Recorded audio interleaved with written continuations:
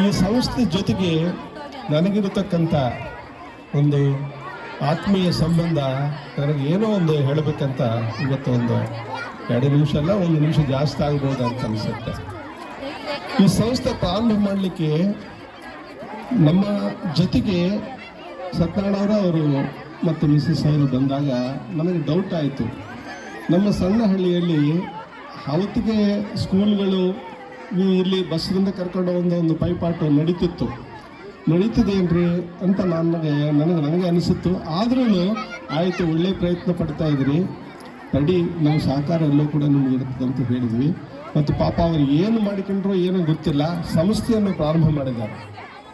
ಪ್ರಾರಂಭ ಮಾಡಿದ ಮೊದಲ ವರ್ಷ, 2ನೇ ವರ್ಷ, 3ನೇ ವರ್ಷ ಅವರು ಪಡೆದಿರ್ತಕ್ಕಂಥ ಕಷ್ಟ ನಿಜವಾಗ್ಲೂ ಆವಾಗಲೂ ಬಂದು ನಮಗೆ ಹೇಳ್ತಿದ್ರು.